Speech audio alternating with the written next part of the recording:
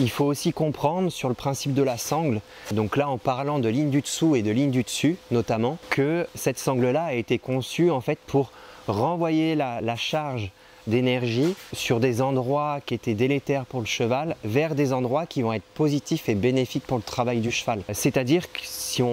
il faut reprendre un petit peu les notions du coup de ligne du dessus et de ligne du dessous, le cheval n'a pas de clavicule comme chez l'homme qui fait une cohésion entre le système thoracique et les deux épaules.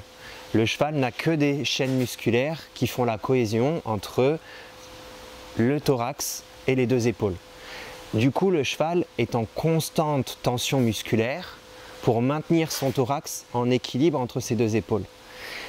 L'idée, c'est que la ceinture thoracique qui va permettre justement de maintenir le thorax et d'élever le thorax entre les deux épaules se compose des pectoraux, donc pectoraux ascendants, sur lesquels on va venir travailler, sur les dentelés qui vont vraiment être le système de soutien du thorax entre les deux épaules, et du trapèze qui va être un peu plus haut, qui va lui en fait permettre de jauger un peu l'information d'élévation du garrot. Donc le trapèze lui va travailler plutôt en résistance à l'étirement, alors que le dentelé et les pectoraux vont travailler plutôt en contraction. Donc ligne du dessus trapèze, ligne du dessous ça va être pectoraux et dentelé grosso modo.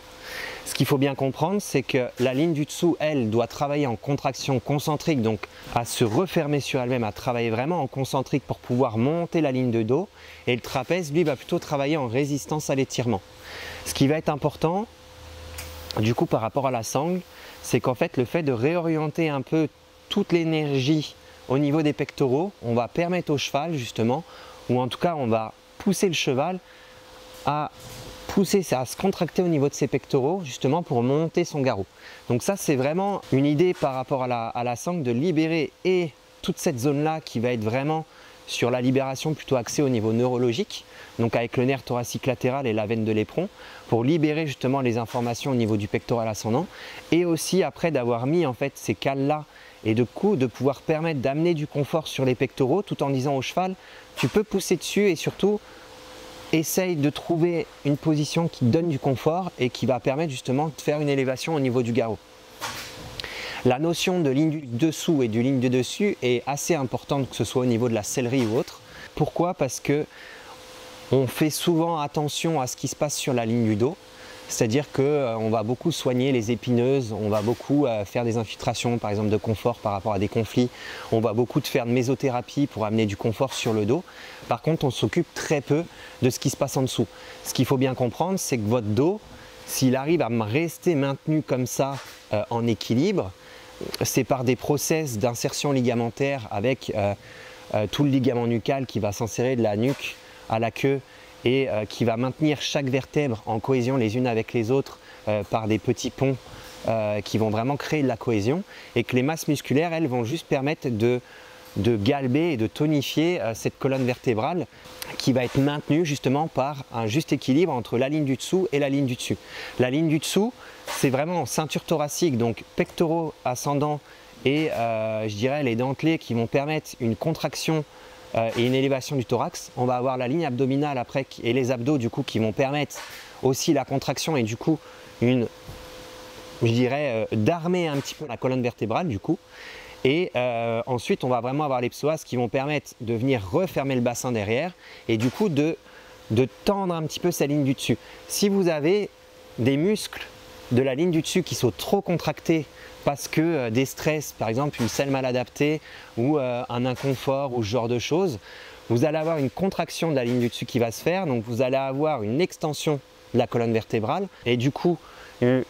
dirais un travail excentrique de la ligne du dessous, c'est-à-dire que on va avoir un relâché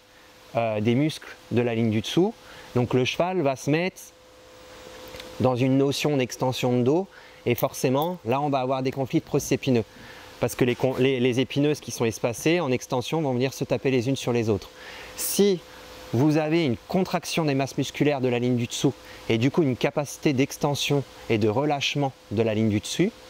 là en fait votre dos va monter et vos épineuses vont naturellement s'éloigner les unes des autres.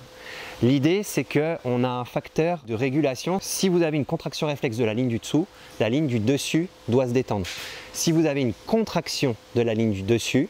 Donc du coup, vous allez amener en extension votre colonne vertébrale. Votre ligne du dessous, elle doit automatiquement se relâcher.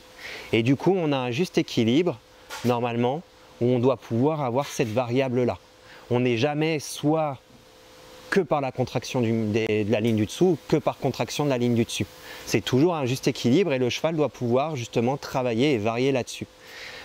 Et ce qui est important du coup, c'est aussi de s'occuper de tout le confort qu'on va pouvoir amener justement sur ses pectoraux, sur ses abdos et sur le psoas, et de s'occuper aussi de cette ligne-là, parce que c'est vraiment elle qui va permettre justement de tonifier la ligne de dos. Et pour revenir un peu à la sellerie, si vous avez par exemple effectivement une selle qui est mal adaptée et qui va venir créer des compressions sur la ligne du dos, vous allez en fait créer de la contraction de la ligne du dessus. Donc du coup votre cheval va devoir naturellement relâcher sa ligne du dessous et vous allez vous retrouver avec un dos où effectivement vous risquez d'avoir des conflits de processus épineux à terme. L'idée c'est vraiment de comprendre cette notion-là et de se dire que la selle impacte très fortement du coup, je dirais la façon et la posture de votre cheval. Si vous avez une selle qui est mal adaptée, qui crée des compressions par exemple sur les reins ou sur le trapèze, vous allez avoir un abaissement par exemple de votre thorax parce que le cheval va fuir la compression. Le cheval n'aime pas la compression, donc il va chercher à fuir l'inconfort. Donc si vous avez de la compression sur les trapèzes, le cheval va fuir la compression, il va abaisser son thorax, il va relâcher sa ligne du dessous et forcément votre ligne du dos, elle va rester en contraction comme ça très forte et en résistance pour se protéger de la compression qui est nocive. Si à l'inverse, vous avez par exemple au niveau des reins une selle qui vient trop comprimée, on va avoir la même chose, même effet, contraction des muscles de la ligne du dos, affaissement du dos et du coup relâchement de la ligne du dessous.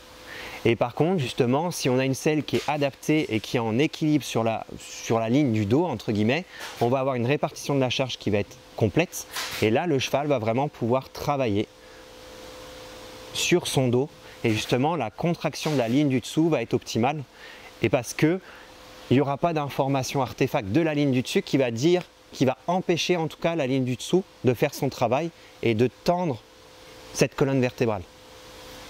Ça c'est vraiment important à prendre en considération.